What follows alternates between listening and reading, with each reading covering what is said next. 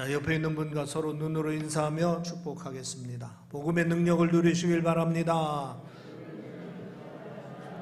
예수님의 십자가의 승리는 당신의 승리입니다. 하나님은 당신을 사랑하십니다.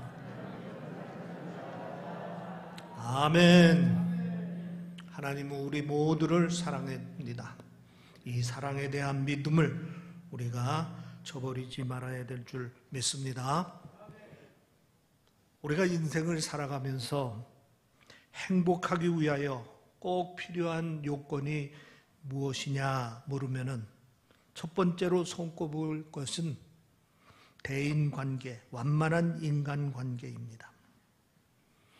미국의 카네기 멜론 대학에서 주목할 만한 설문조사를 한 적이 있습니다.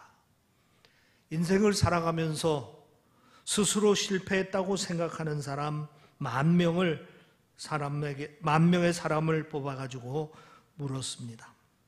당신이 성공하지 못한 이유가 무엇입니까? 이렇게 질문을 하니까 무려 85%나 되는 사람들이 완만하지 못한 인간관계라고 대답을 했다고 합니다.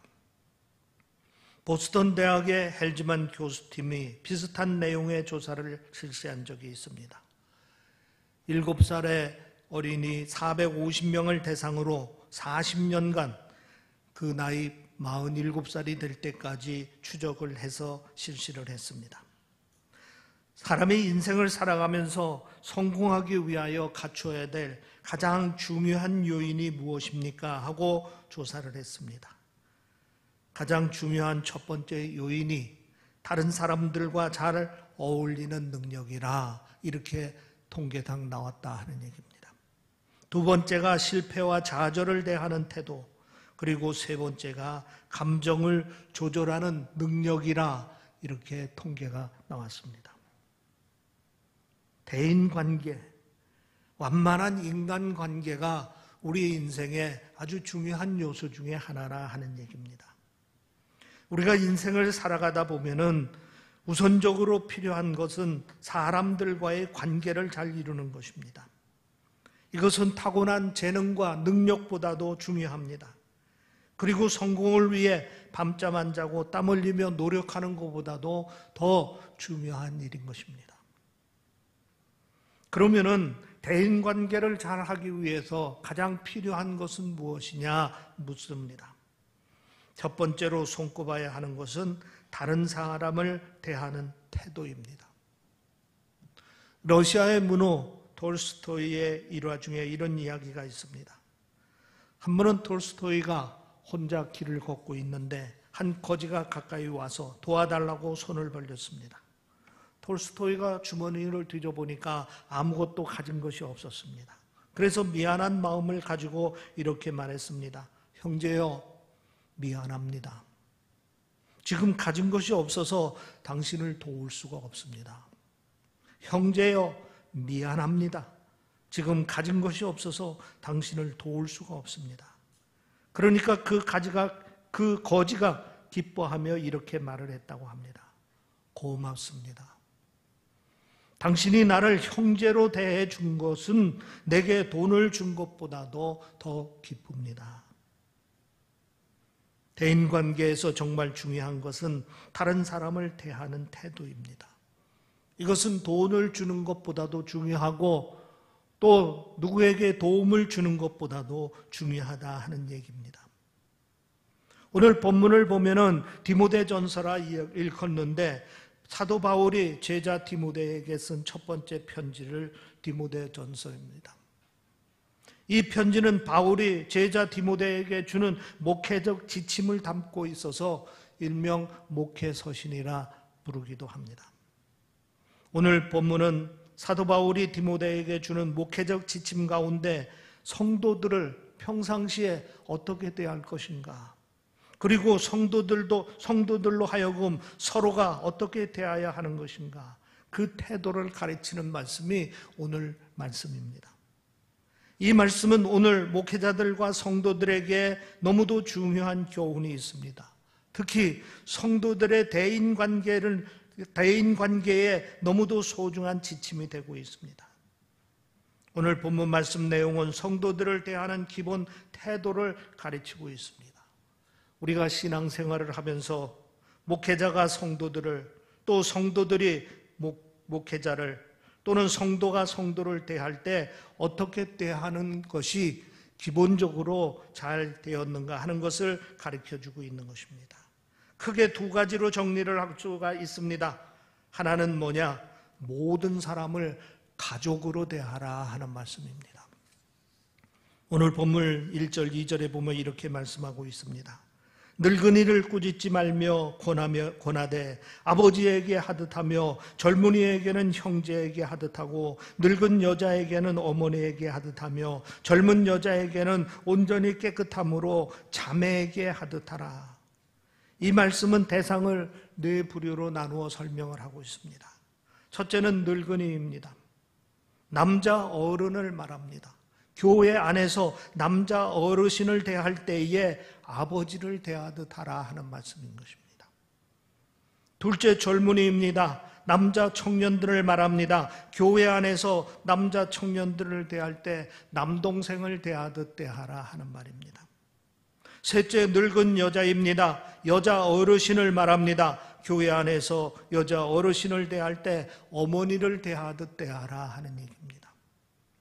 넷째, 젊은 여자입니다. 여자 청년을 말합니다. 교회 안에서 여자 청년을 대할 때 여동생을 대하듯 대하라 하는 말씀입니다. 결국 모든 사람을 대할 때에 가족으로 대하라 하는 말씀인 것입니다. 성도들이 서로 대할 때 가족으로 대하는 것처럼 대하라는 가르침의 말씀이 오늘 본문 말씀의 주 내용이 되겠습니다. 그러면 우리가 다른 사람을 가족으로 대하려고 하면은 어떻게 해야 합니까? 최근에 우리 사회에 반인륜적인 사건들이 잇따라 일어나고 있습니다. 며칠 전 TV 뉴스를 보고 깜짝 놀랐습니다. 70이 훨씬 넘어 보이는 여자 어르신이 불편한 몸을 이끌고 길거리를 거닐고 있는데 갑자기 40대 남성이 달려오더니 몸을 날려서 이 어르신을 무차별 가격하고 폭행을 하고 도망을 치듯 사라지는 겁니다. 이 어르신은 아무 이유도 없이 폭행을 당한 겁니다. 병원에 가서 진단해 보니 중상입니다. 갈비뼈가 4개가 부러졌고 여러 곳에 타박상을 입어서 여러 달 거동할 수 없는 상황이 되었습니다.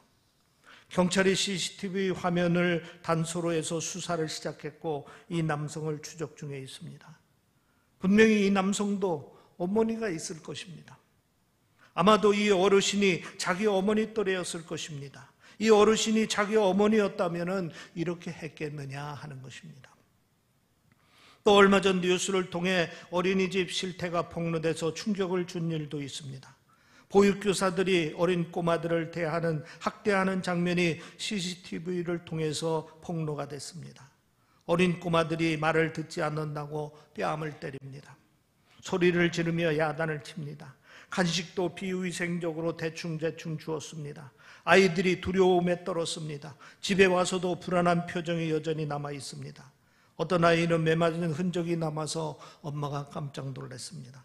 이 엄마의 신고로 경찰이 조사를 해보니 이런 일들이 저지러지고 있었던 것입니다. 분명히 이 교사는 결혼을 했다면 자식이 있었을 것이고 결혼하지 않았다면 조카가 있었을 것입니다. 이 교사가 이 꼬마들이 자기 자식이었다면 이렇게 했겠느냐 하는 것입니다. 자기 조카라면 이렇게 했겠느냐 하는 것입니다. 문제는 우리의 시각입니다. 우리가 다른 사람을 가족으로 대하려면 우선 우리의 시각이 바뀌어야 하는 겁니다. 다른 사람이 가족으로 볼 수 있는 시각이 있어야 됩니다. 가족으로 보여야 가족으로 대할 수 있기 때문입니다. 사도행전 2장 41절 42절에 보면은 이런 말씀이 있습니다. 그 말을 받은 사람들은 세례를 받으며 이날에 신도의 수가 3,000이나 더하더라. 그들이 사도의 가르침을 받아 서로 교제하고 떡을 떼며 오로지 기도하기를 힘쓰니라. 오순절 성령 강림 후에 베드로가 11 사도들과 함께 예루살렘에서 복음을 전했는데 그때 3,000명의 사람들이 예수를 받아들이고 그리고 구원을 받았다 하는 얘기입니다. 그 후에 그들이 사도의 가르침을 받았고 교제하고 기도에 힘썼다 하는 것입니다. 그런데 이 3,000명의 사람들은 서로 잘 모르는 사람들입니다. 사도행전 2장 8절 이하에 보면 이렇게 기록되었습니다. 우리가 우리 각 사람이 난 곳 방언으로 듣게 되는 것이 어찌 됨이냐. 우리는 바데인과 메데인과 엘람인과 메소포타미아, 유다와 갑바도기아, 본도와 아시아, 부르기아와 밤빌리아, 애굽과 몇 구레네에 가까운 리비아 여러 지방에 사는 사람들과 로마로부터 온 나그네 곧 유대인과 유대교에 들어온 사람들과 그레데인과 아라비아인들이라. 그러니까 이 3,000명의 사람들은 세계 각처의 사람들이 모인 사람들이라 하는 얘기입니다. 그들은 말도 달랐고 문화도 달랐고 정말 달라도 너무 다른 사람들이 모였던 것입니다. 그런데 44절 이하에 보면 또 이렇게 기록되어 있습니다. 믿는 사람이 다 함께 있어 모든 물건을 서로 통용하고 또 재산과 소유를 팔아 각 사람의 필요를 따라 나눠주며 날마다 마음을 같이하여 성전에 모이기를 힘쓰고 집에서 떡을 떼며 기쁨과 순전한 마음으로 음식을 먹고. 달라도 너무 다른 사람들이 함께 모여 있는데 가진 것을 나누었다는 것입니다. 함께 음식을 먹었다 하는 것입니다. 한마디로 한 가족이 되었다 하는 것입니다. 저들이 성령을 받고 예수를 믿고 난 뒤에 서로 보는 눈이 달라졌습니다. 낯선 사람, 이질적인 사람, 도저히 용납할 수 없는 사람들, 그들이 가족으로 보이기 시작했던 것입니다. 그리고 함께 모여 가족으로 살게 되었던 것입니다. 오늘 우리에게도 이런 역사가 나타나야 됩니다. 교인들이 가족으로 보여야 하는 겁니다.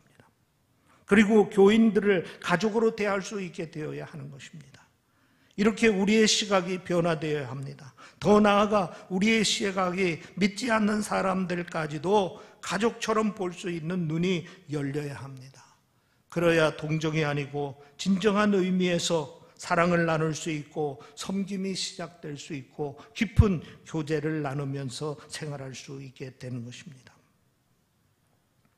두 번째로 모든 사람을 소중하게 대하라 말씀하고 있습니다. 성도들을 대하는 또 다른 태도는 소중하게 대하는 것입니다. 성도들을 가족으로 볼 수 있는 눈이 열린 뒤 가족으로 대하기 위해서 첫걸음이 뭐냐? 소중히 대하는 것입니다. 본문에서 구체적으로 소중히 대하는 태도를 설명하고 있습니다. 첫 번째는 부드럽게 대하라 하는 얘기입니다. 본문 1절에 보면은 꾸짖지 말며 권하되라고 말씀하고 있습니다. 연세 많으신 어르신이 실수하실 때가 있습니다. 이때 꾸짖지 말고 권하라 이렇게 말씀하고 있습니다. 여기서 꾸짖는다는 말은 원래 주먹으로 치다라는 말에서 온 말입니다. 그래서 꾸짖는다는 말은 말로서 치는 것을 말하는 것입니다. 다시 말해서 소리치는 거, 언어 폭력을 말합니다. 그러니까 어떤 경우에도 언어 폭력은 삼가해야 된다 하는 것입니다. 아무리 화가 나고 혈기가 오른다 하더라도 소리치며 그리고 언어 폭력을 행해서는 안 된다 하는 얘기입니다. 그리고 또 권한다 하는 말은 조언하다라는 뜻입니다. 그런데 이 말 속에는 정중함으로라는 뜻이 내포되어 있습니다. 그러니까 권한다는 말은 정중하게 조언을 하라 하는 말입니다. 다른 말로 표현을 하면은 우리가 사람을 대할 때에 부드럽게 대하여야 한다 하는 것입니다. 비록 실수가 있고 잘못을 저질렀다 하더라도 부드럽게 대화하고 부드럽게 문제를 지적하고 부드럽게 문제를 해결하라 하는 것입니다. 사실 오늘 우리 주변 사람들을 경험해 보면은 좀 더 거친 경향이 있습니다. 말을 함부로 하고 자기 감정을 있는 대로 표출하는 사람들이 있습니다. 그래서 대화하면서 피차 상처를 받고 분위기가 험악해지는 경우들이 많습니다. 고 김대중 대통령께서 투사의 이미지를 가지고 있는 분입니다. 민주화 투쟁 과정 속에서 물러섬 없이 치열하게 저항하는 모습 때문에 국민들에게 그런 이미지가 각인되었기 때문입니다. 한 번은 개그맨 심연섭 씨가 김대중 대통령을 만나게 됐습니다. 이분이 김대중 대통령 성대모사로 인기를 누리고 있을 때입니다. 심연섭 씨는 김대중 대통령을 직접 만나면은 본인의 허락도 없이 때로는 예의에 벗어난 말을 많이 했기 때문에 큰 야단을 맞을 줄 알았습니다. 그런데 김대중 대통령께서 심연섭 씨와 함께 여러 사람이 모였을 때 이렇게 말씀을 했다고 합니다. 이 사람이 나보다 더 나같이 말을 해서 놀랐습니다. 나도 팬입니다.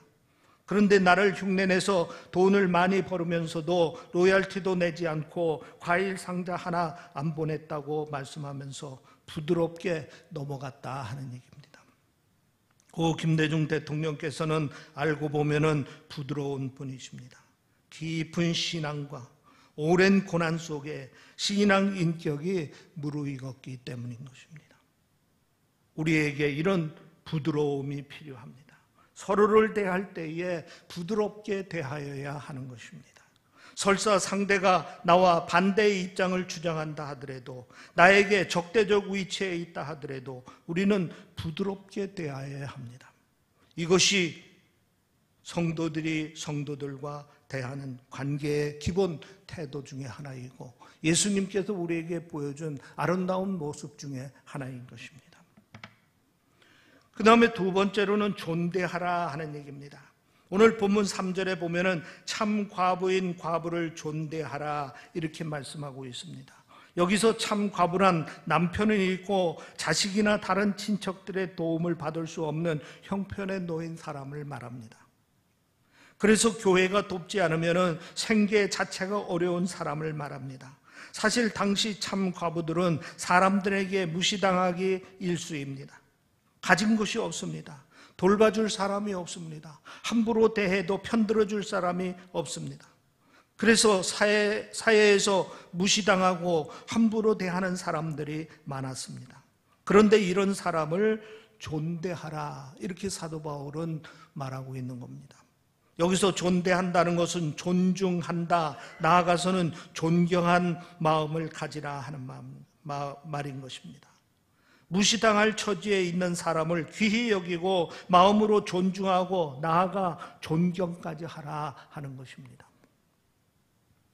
고당 조만식 장로님은 한국교회 초창기에 위대한 신앙인이었고 또 민족 지도자로서의 족적을 남기셨습니다. 조만식 장로님께서 평양의 산정현 교회 수석 장로로 계실 때 일입니다. 담임 목사님을 새로 초빙하는 일이 생겼습니다. 당회와 교인들이 주기철 목사님을 모시기로 결정을 했습니다. 저 멀리 마산 문창교회에서 목회하시던 주기철 목사님을 모시기 위하여 먼 길에 나섰습니다. 그런데 개인적으로 주기철 목사님은 조만식 장로님께서 오산중학교에서 가르치던 제자였습니다. 주기철 목사님은 만나는 자리에서 조만식 장로님은 주기철 목사님을 만나는 자리에서 조만식 장로님은 무릎을 꿇었다 하는 얘기입니다. 그래서 주기철 목사님이 깜짝 놀라가지고 장로님 편히 앉으시기를 바랍니다 하며 예의를 갖추며 말했습니다. 그러자 조만식 장로님이 이렇게 말했습니다. 목사님, 당치 않는 말씀입니다. 전에는 제가 교장이었고 목사님이 학생이었지만은 이제는 다릅니다. 목사님은 하나님의 종이시고 저는 그 종을 받드는 장로입니다. 그러니 편히 앉으라 말씀을 마시기를 바랍니다. 주기철 목사님이 산정현 교회에서 심우하고 있을 때의 일입니다. 한 번은 조만식 장로님이 수석 장로인데도 예배 도중 설교 시간에 허겁지겁 늦은 시간에 예배드리기 위하여 달려왔습니다. 설교 도중에 이 모습을 본 주기철 목사님이 교인들에게 예배의 엄중함을 가르치기 위해서 조만식 장로님에게 자리에 앉지 말고 서서 예배를 드리라고 말씀을 했습니다. 조만식 장로님이 그 말씀에 순종하여 끝까지 서서 예배를 드렸습니다. 그런데 설교를 마치고 주기철 목사님이 조만식 장로님께 기도를 부탁드렸습니다. 그때 조만식 장로님이 이렇게 기도를 했다고 합니다. 하나님 아버지, 이 죄인을 용서해 주옵소서. 사람을 만나느라 하나님을 만나는 예배 시간에 늦었습니다. 또 또 하나님의 종 목사님의 마음을 아프게 한 죄를 용서하여 주옵소서. 또 은혜로운 설교를 듣던 성도들을 방해한 죄를 용서해 주옵소서. 이렇게 눈물의 기도가 끝나자 주기철 목사님도 울고 또 교우들도 울었다 하는 것입니다. 2일 후에 산정은 교회 온 교우들은 물론이고 또 한국교회도 더욱더 조만식 장로님을 존경하게 되었다 하는 일화입니다. 조만식 장로님은 자기 제자인 주기철 목사님을 존대했습니다. 그리고 교우들을 진심으로 존대했습니다. 오늘 우리들이 이런 점을 배워야 하는 것입니다. 여러분, 우리가 주목할 말씀이 있습니다. 오늘 본문 말씀 4절 후반에 보면은 이것이 하나님 앞에 받으실 만한 것이니라. 이렇게 성도들을 가족으로 대하고 그리고 소중하게 대하는 것을 하나님께서 기뻐하신다 하는 말씀인 것입니다. 우리가 이렇게 할 때 하나님께서 아름답게 받으신다 하는 것입니다. 사람이 행복하게 살기 위해서는 무엇이 중요하다고 그랬습니까? 대인관계가 중요하다 말씀을 드렸습니다. 특히 성도들 관계가 좋아야 된다고 말씀을 드렸습니다. 대인관계를 잘 하려면 기본 태도가 중요합니다. 우리가 교회 안에서도 물론이고 교회 밖에서도 다른 사람을 대할 때 사회적 신분을 떠나서 빈부의 격차를 떠나서 모든 사람을 가족으로 대할 수 있어야 합니다. 그리고 그들을 소중히 대할 수 있어야 합니다. 부드럽게 대하고 존대할 줄 알아야 합니다. 이렇게 하면은 여러분의 인생이 행복하고 형통합니다. 주의 말씀대로 순종하여 시절을 쫓아 열매를 맺는 인생이 되기를 주의 이름으로 축원합니다. 기도하겠습니다. 아멘. 할렐루야. 아버지 하나님 감사합니다. 감사합니다. 오늘도 주님 전에 나와 예배드리게 하시니 아버지 하나님 감사하고 주의 말씀을 듣게 하시니 아버지 하나님 감사합니다. 주의 말씀대로 순종하는 삶이 될 수 있도록 인도하여 주시옵기를 원하옵나이다. 지금까지도 우리를 지키시고 인도하는 가운데에 성도들을 사랑하며 이웃을 사랑하며 원만한 인간관계를 가지고 오늘에 이르도록 인도하여 주시고 복을 받게 하시니 아버지 하나님 감사합니다. 우리의 마음의 겸손함을, 우리의 마음의 온유함을, 우리의 삶의 낮음을 인도하여 주시어서 언제나 겸손하고 온유하고 완만한 인간관계를 가질 수 있도록 인도하여 주시옵기를 원하옵나이다. 그것이 복을 받는 길이요, 그것이 하나님께 영광 돌리는 길이요, 그것이 우리 성도들의 의무인 줄 깨닫고 우리의 삶의 관계를 아름답게 할 수 있도록 인도하여 주시옵소서. 특별히 이 제단을 섬기는 우리 성도들을 주께서 축복하여 주시어서 신림교회가 사랑의 아름다운 공동체가 되게 하시고 기쁨의 아름다운 공동체가 되게 하시고 깊은 나눔이 있는 공동체가 될 수 있도록 인도하여 주시옵기를 원하옵나이다. 주 안에서 성도가 성도 간에 서로가 원만한 인간관계를 가질 수 있도록 인도하여 주시옵기를 원하옵고 목회자는 성도를 존경하고 또 성도들은 목회자를 존경하며 아름답게 하나님의 사명을 감당하는 공동체가 될 수 있도록 인도하여 주시옵소서. 감사하며 우리 주 예수 그리스도의 이름으로 기도하옵나이다. 아멘. 은혜의 시간 되신 줄로